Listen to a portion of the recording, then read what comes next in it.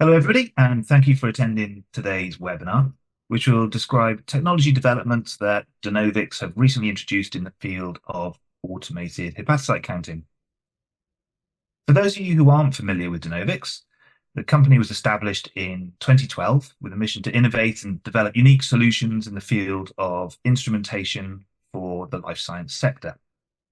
Since launching our first product, the DS11 microvolume spectrophotometer in 2013, our instruments, including the CellDrop Automated Cell Counter that will feature in today's webinar, have been installed in thousands of laboratories worldwide and are amongst the most highly reviewed life science products online. Our speaker today is Dan Schieffer, who is the Scientific Director with DeNovix. Dan has an academic background researching in the field of immunology at Villanova University and has led development on CellDrop instrumentation and the challenging area of automating the counting of hepatocytes for DeNovix. With that, I'll hand over to Dan, who's in our cell biology lab in Wilmington, Delaware. Thanks. So quick overview of what we're going to talk about today. We're going to have a background on the use of automation in the field of cell counting.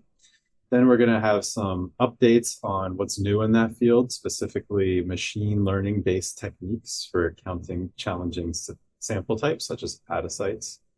Then we'll do a quick overview of our CellDrop FLI automated cell counter. Then I'll have a live demo on that CellDrop FLI, and then we'll have a break for questions and answers before we wrap up. And as you see at any point, if you have questions, feel free to add them to the chat. So first, why would you automate cell counting? You might need to standardize cell counts between users within a lab or even between different labs. You might have challenging sample types that lead themselves to an increase in accuracy when you move to an automated cell counter. You might need to document each measurement and archive the data that goes along with it for your lab. Or you might want to automate your calculations, such as the cells per mil calculations or any dilution calculations that go into downstream workflows. And finally, it might be necessary for you to fit into a GMP or GLP environment for your lab.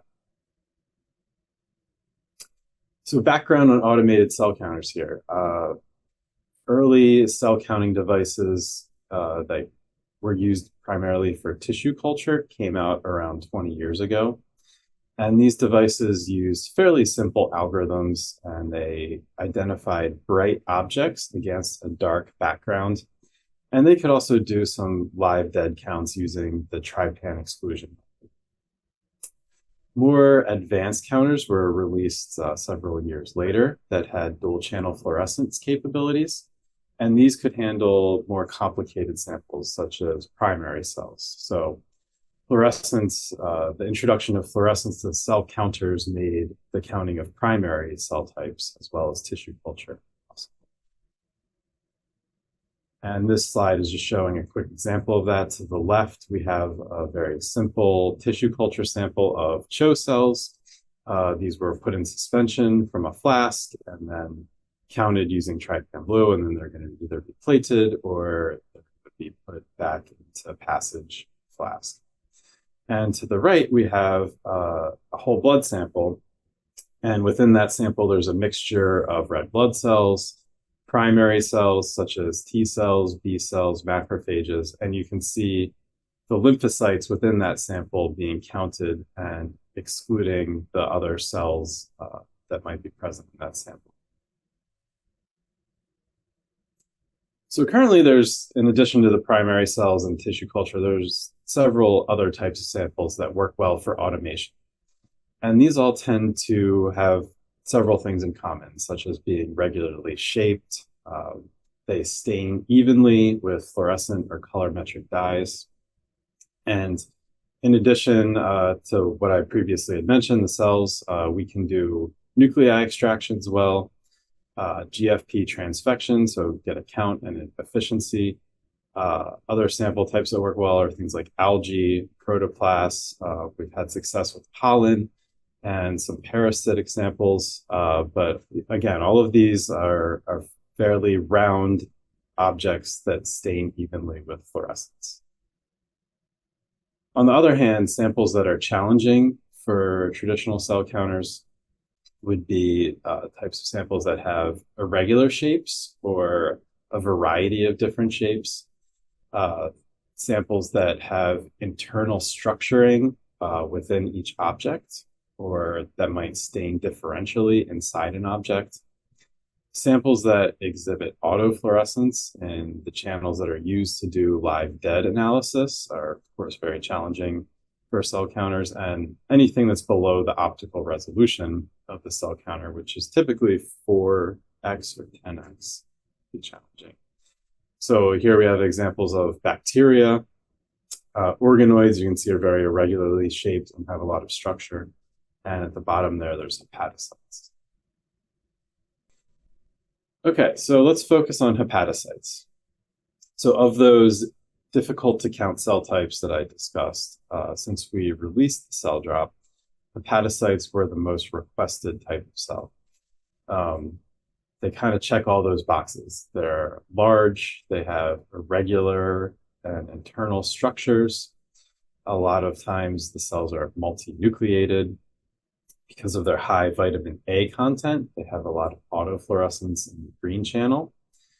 And the samples themselves are complicated. In addition to hepatocytes, there tend to be free-floating nuclei, lymphocytes, or other type of non-parenchymal cells within the sample.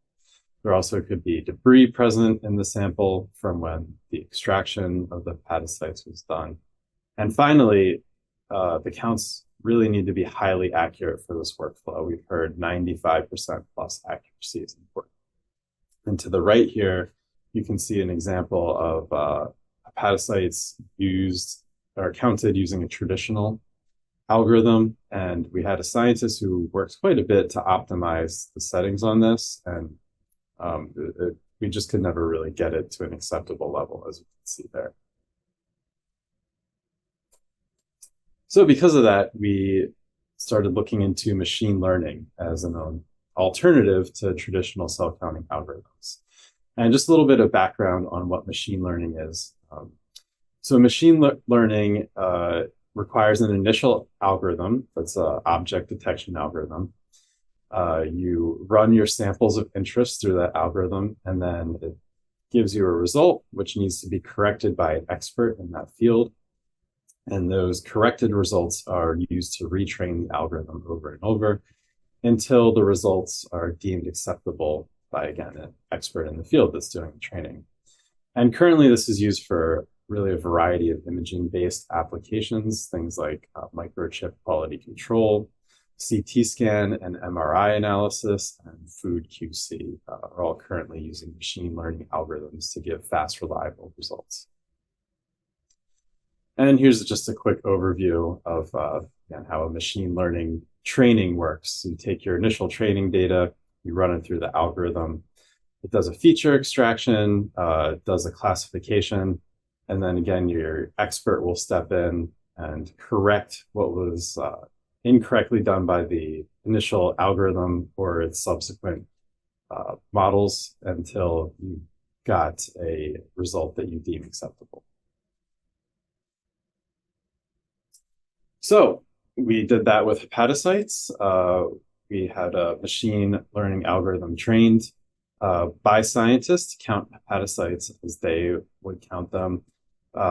We had to generate thousands of images of hepatocytes from a variety of different species, and we used several different common extraction methods for this and tried to make the method as broad but as accurate as possible. And to the right, you can now see that same image from before being counted using machine learning algorithm. And just side-by-side comparison here to the left. Again, I want to emphasize that this was an optimized count. So the initial count may have been slightly even worse than this. And this is something that somebody had to spend a lot of time on versus the machine learning count did it automatically within a matter of seconds. Some additional features that we are able to include in this new hepatocyte machine learning algorithm. We can do debris learning, or debris detection and quantification.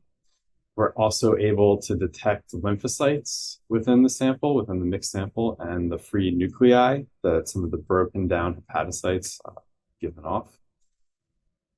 The algorithm is able to do auto size gating. So unlike a traditional algorithm for cell counting where you'd have to set size gates manually, this algorithm does it automatically for you.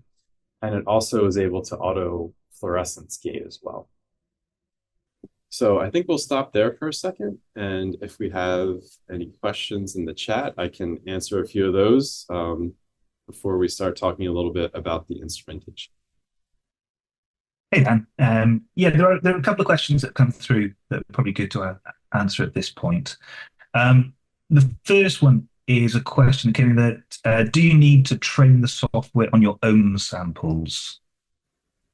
No, so that's already been done. Our scientists here have done that, and the algorithm is fully completed to count a variety of sample types, of hepatocyte sample types. So yeah, it should be ready to go out of the box. If we do find that we need to do some improvement to it later, that could be released in a later software update. Thanks, Dan. There's another one that is probably something that we'll be able to answer later on during the live demo, but a question came in about hepatocytes tend to cluster. Can you decluster clumps of cells? Yes, absolutely. That was a feature that we spent a lot of time talking to experts about, since hepatocytes tend to be very clumpy looking to begin with. We spent a lot of time making sure that we were accurately counting clusters versus possibly large, either dividing or blebbing, as it's called, hepatocytes. Excellent. Thanks, Dan. Great. So let's spend a little bit of time talking about the CellDrop FLI Automated Cell Counter here and the Hepatocytes app. So some of the key features of the CellDrop FLI, the main one is really that there's no slides required. It's a consumable-free instrument. We have what's called a direct pipette technology, and I'll go into a little bit more detail on that in the next slide. It has dual channel fluorescence and bright field optics, which gives you flexibility for different types of cells you can count. As we're discussing, it has a high-powered processor that's capable of running more advanced machine learning algorithms. And the instrument is standalone, so it has a 7-inch HD touchscreen with what we call Easy App software loaded on it. And it's capable of connecting to a variety of Wi-Fi and Ethernet and exporting the results using several methods such as email, network folders, or USB export. So a little bit more about direct pipette technology. What we say when we talk about direct pipette is that there are two parallel and permanent sapphire surfaces that are used to form a chamber. So it basically acts as a hemocytometer that is permanently attached to the top of a microscope. When you load the sample, surface tension holds it in the chamber and capillary action draws the sample in evenly. The chamber itself is controlled by a precision screw mechanism, so we can get the chambers to be extremely accurate. And we can also change the height of the chambers, which allows you to extend the range of concentrations that you can count on the CellDrop. And when you're done with your sample, you just wipe it clean. There's no carryover. If it's a little bit dirty, you can load some ethanol on there to clean it, just as you would a typical hemocytometer. And no calibration is regularly required for the device. And last thing, I just want to talk about fluorescence-based viability. And when we talk about that on the CellDrop, we're talking about something called AOPI, which is a combination of two different fluorescent dyes. Acridine orange is AO, and rubidium iodide is PI. And AO is a live cell fluorescent stain. It's able to pass through the cell membrane of all cells, both live and dead. And once it's inside the cells, it can stain the nucleic acids green. PI, in contrast, can only pass through compromised cell membranes. Once it's inside, it stains the nucleic acids in those cells red. So in a dead cell, you're going to have both AO and PI, but the PI dye actually quenches the green signal from the AO dye using a FRET quenching. So a green cell must be live and a red cell must be dead.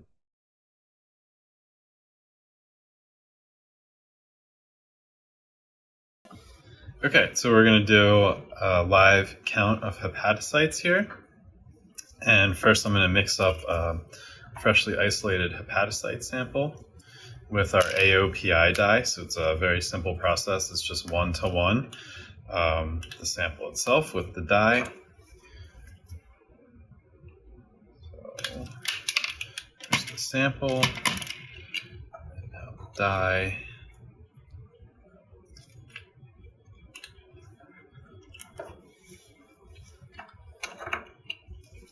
And with hepatocytes, they tend to be fairly delicate. So I'm going to very gently pipe it up and down a couple times to mix. And I'm going to open our Hepatocyte app here on the home screen and load the sample. And there you can see the cells flowing into the field of view.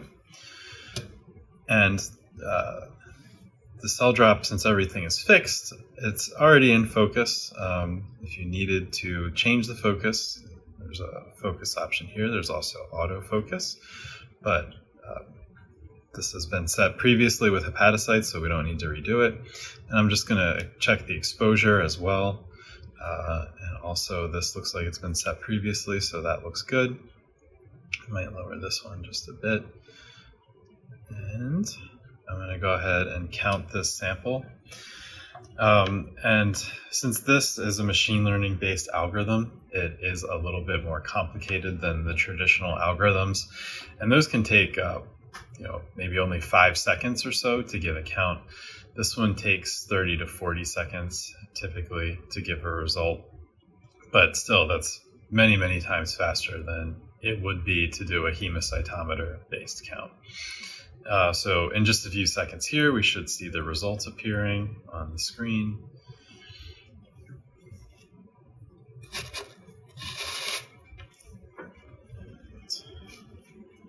There it is.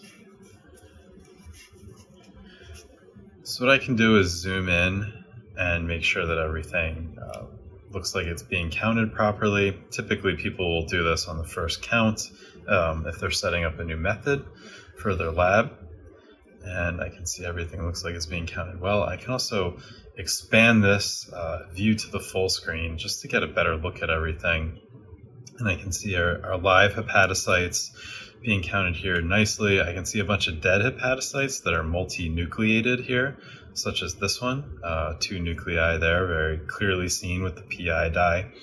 I also see a couple probably lymphocytes here, so non-parenchymal cells that are typically in a hepatocyte isolation still. And then there's also some debris present here.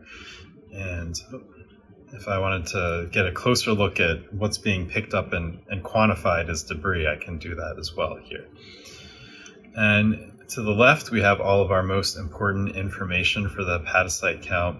So that would normally be your live hepatocytes per mil, your viability. These have been sitting out for a little while, so the viability is a bit lower than I would typically expect for this sample, but that's probably because I isolated them a few hours earlier and they've been sitting out for a while. And if I scroll down to the bottom, I can see the data on the other objects, such as the lymphocytes, free nuclei, and debris.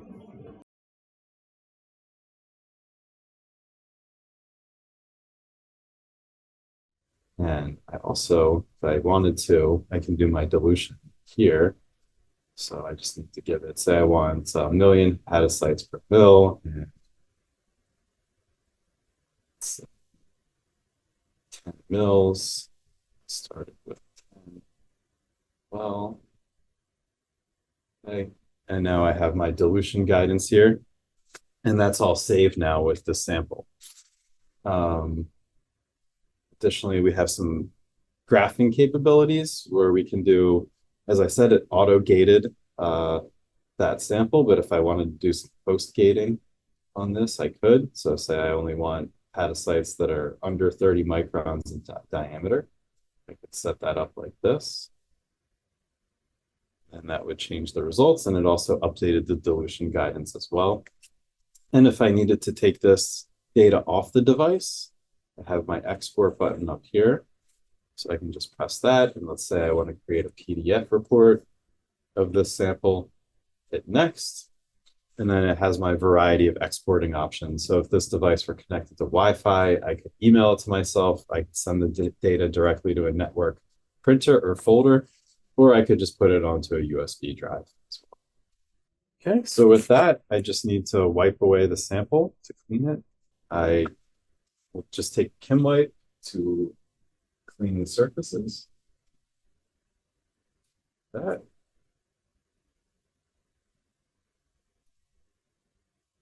And now we would be ready to load our next sample. So to finish up, the CellDrop FLI with the Hepatocyte app is now available from DeNovix or your local distributor. As with all of our instruments, we will continue to improve and expand the software over time, and we're really excited to apply machine learning-based counting to some of the other challenging sample types that I had mentioned. If you need any additional resources or you have other questions, please visit us at denovix.com. You can also schedule a virtual demo there or free trial to discover how the CellDrop can work in your lab. Or if you're outside the US, please contact your local distributor. Right, and did we have any other questions come in? Thanks, Dan. Yeah, I've got quite a few questions come in, so I'll just work through a few of them. Obviously, if we don't get to all of them, we'll answer those separately by email. Last, is the algorithm affected by the species the hepatocytes are from or the extraction method? No, since it was trained on a large variety, it should do a good job with every species and extraction method that we've tried. And we did talk to some hepatocyte suppliers and also hepatocyte isolation, companies that make kits for that, and they kind of gave us everything that we might want to hit there. So all of that has already been done for the user. They should just need to load and go. Great. So you mentioned that it's possible to fit within a GLP lab. Does this mean that you have IQ, OQ? How does that work? And do you have 21 CFR software? Yes, we do have both of those options available. 21 CFR is available for a purchase, and then it would just be a software download update to activate it. And then we also have IQ/OQ available that takes the instrument through the paces of ensuring that everything is up to spec. Okay, so two questions together here, really. There's a question about whether you can use Trypan Blue for hepatocyte counting, whether there's an option for the Hepatocytes app on the CellDrop bright field instrument. Right. So since these counts are a lot more complicated, we found that the AOPI really gave the most accurate results. So this is a fluorescent app only, and therefore is not going to be available on the bright field only version. So.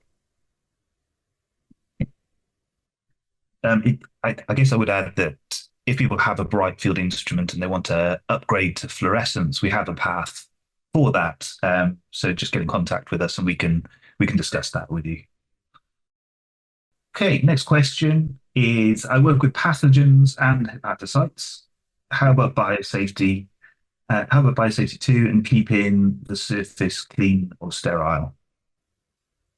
Sure. So you have a couple options there. One, the device was actually designed to be able to fit inside of a hood.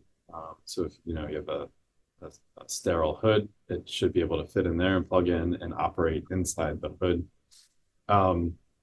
For cleaning the surfaces and making sure that it's sterilized, you can really treat it as you would, any other piece of equipment that you might be using. So if you take something like 10% bleach and spray it on a Kim wipe or a paper towel and really wipe down the surfaces. As I mentioned, they're made of sapphire, so they're very robust and non-reactive to chemicals, so you're not going to damage them. You can sterilize it that way. And finally, just because we know that there's labs that require this, you can actually use a disposable slide on the instrument as well. So you can take a disposable slide, you can put the instrument into what we call slide mode, and then it'll adjust the chamber height so that you can put a slide on there and take your images that way. So I'll take two of these together as well. Can the hepatocyte counting app be used on other cell types which have similar difficult features? And do you have any options for counting PBMCs? Right. So the Hepatocyte app is really trained to count hepatocytes. So I wouldn't recommend trying other sample types on it. For PBMCs, we do have a really good option, and that's it's called our primary cell AOPI app. It does use a traditional base algorithm to count it, but those tend to work really well on traditional algorithms. Question on how long it takes to set up samples for counting hepatocytes on CellDrop. What's a typical time period to properly sample prep? So after your hepatocyte, either your isolation or thawing or whatever is done, you're ready to plate. You're talking maybe 20 seconds to combine and mix the sample and load it, and then maybe a few seconds to make sure everything's settled and just confirm that it's focused and exposed properly.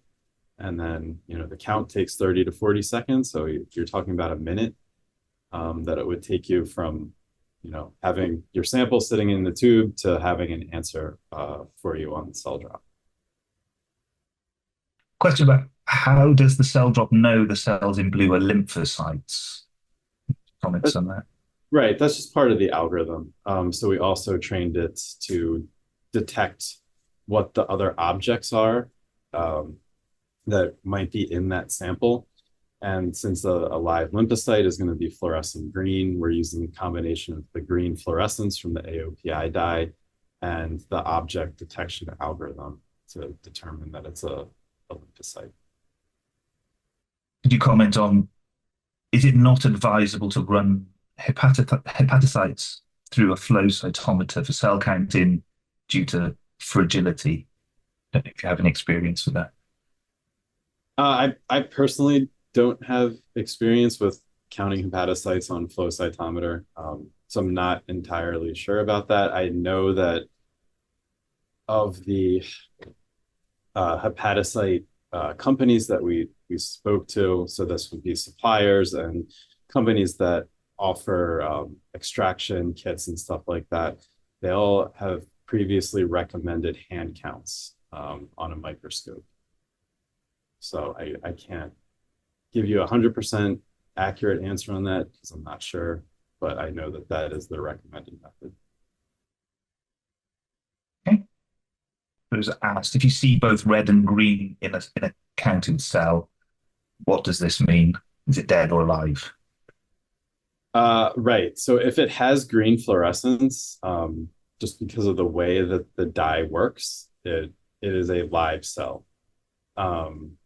And that's kind of pretty well established in the literature, and we have a lot of tech notes and data to prove that out. You can get cells with both green and red fluorescence in it, one because the acridine orange dye does have a slight red fluorescence emission spectrum itself, but if it has the green in it, then it is a live cell. Great. So then we also have a question, how does this compare to manual counts on a hemocytometer? I think we have a tech note that might explain this pretty well that we can send around? Yeah, yeah, we have a tech note for that. I mean, we find they're very comparable to trained people doing manual counts on a hemocytometer. The nice advantage that you have is that everybody's going to be using the exact same algorithm essentially. We do find that person to person, when we've run some of these tests in our lab, there is some variation in what people, especially for samples like hepatocytes, which are quite irregular and odd looking, how those might be counted. So you will have a lot more consistency with this. For whole mouse liver isolation, do you have any recommendations on the volume of hepatocytes that should be resuspended before staining the 10 microliters of cell suspension with the diet mixture? Any dilutions that need to go on or anything? Yeah, I mean, that's going to depend on the size of the mouse. If you're actually doing the whole liver in a single perfusion, I know that this particular sample I resuspended in 2 mils. But yeah, I mean, that's something I think that would need to be determined empirically by each lab, or might come in the procedure for the hepatocyte isolation kit that you're using. Okay, the only other question was from a user of the CellDrop FL asking whether we need to upgrade to an FLI in order to use this software. Yeah, you would need to upgrade to the FLI because the processor on the FLI is higher powered and capable of running a more complicated and advanced algorithm like we're using for hepatocytes. So it is possible to do that upgrade. You just need to contact DeNovix or your distributor. And in addition to getting the updated processor, you'll also get a much improved fluorescence excitation system. So there's a couple other benefits to doing an upgrade if that's something you think you might want. We'll reach out to the person that asked this question, and obviously if anybody else wants that information, just let us know, and we'll let you know about that upgrade path and what's involved. That's all the questions that we have. We have recorded this webinar, as you know, and we will be distributing it to everybody who's signed up for the webinar today. But we'd encourage you to reach out to us with any questions that you might have, or if you want to organize a free trial, visit us at DeNovix.com. I think it just is to thank everybody for joining us today. And thank you, Dan, for your presentation. Sure. Thanks, Andy.